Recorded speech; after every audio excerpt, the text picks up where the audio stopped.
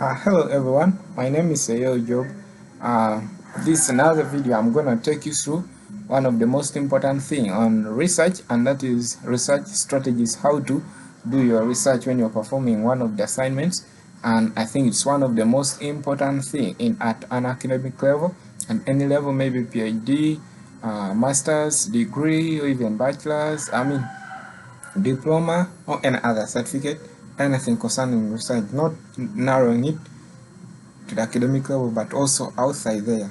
So this is, I feel like this is going to be one of the most important thing we have to do. So research strategy, specifically, how do we use so basically, how do I put like research strategy, and what can it really mean, and which sense can it make to us as researchers, students at a higher level of study? For example, I can put research strategy as a planned approach. It's a planned approach to find your information, maybe find it from any source, for example, internet, but planned in a systematic manner.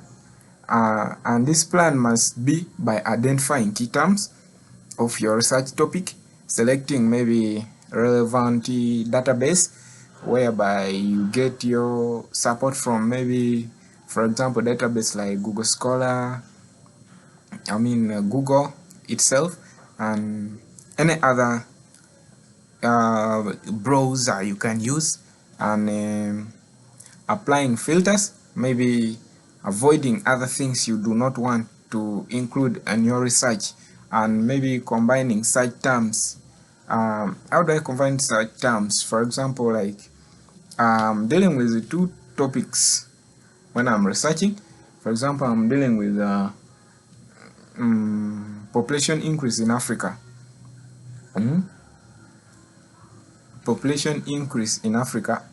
Then maybe I want to connect it with a particularly Australia. I will say population increase in Africa and Australia. Or maybe I want to population increase in Africa, then particularly Uganda. Population increase in Africa and Uganda. You see that? So that is basically what a such strategy means, combining such terms in a logical way to retrieve the most accurate and the most relevant results for a specific research question. Good. Now, essentially, it's like, to put it in simple terms, it's a systematic plan. How do you plan for, like, let me say, conducting a thorough information search? Is a systematic plan for conducting a thorough information search. So that is basically what a research strategy means. So basically, when you're dealing with such strategies, there are key terms you're supposed to look at. For example, when you're dealing with research, maybe on a topic like population increase in Africa, or maybe refugee increase in Uganda, or maybe asylums in any of the country. For example, maybe asylum in Somalia or something else, like something like that. So what are the key points when you're dealing with this? Now, when you're given a search question like population increase in Africa, and you're told like to research on population increase in Africa, what are the causes of population increase in Africa? What are the effects and the others? So to conduct a thorough research, you must first of all identify key terms of the topic, maybe population increase in Africa. For example, what is your key term?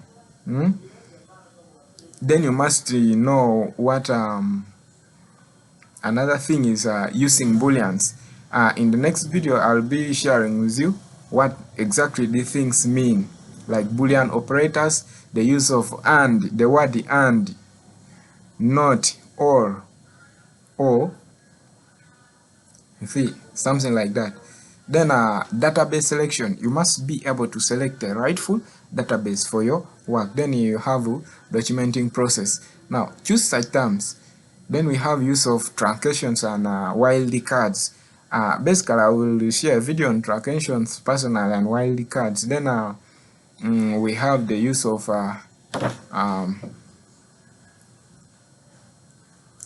something like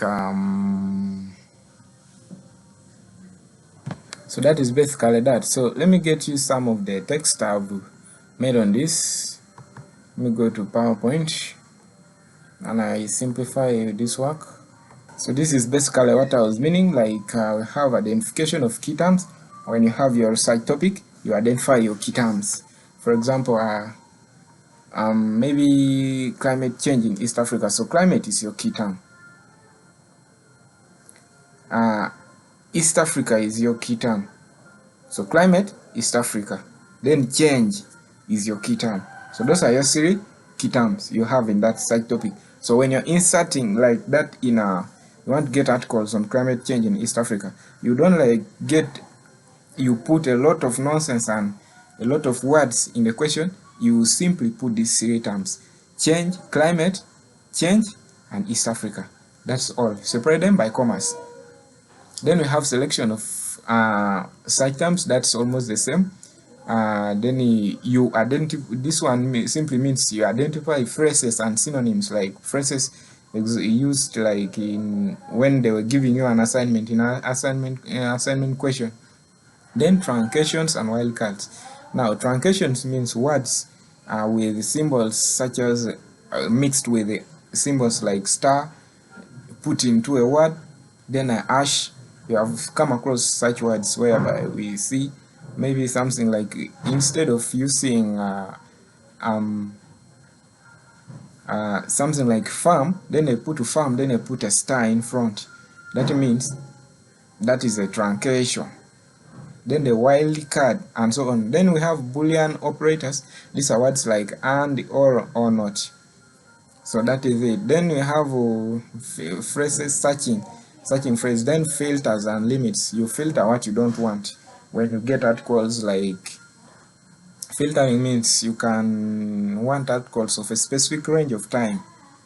For example, you don't want articles of long ago, you can put from 2020 to 2025. That is what we mean by filtering. So I'll put in details of keywords, Boolean operators, truncation. I have a video in each of them, so make sure you follow up. Don't forget to subscribe and like the video, comment, and let me know where to improve. Thank you. Bye bye.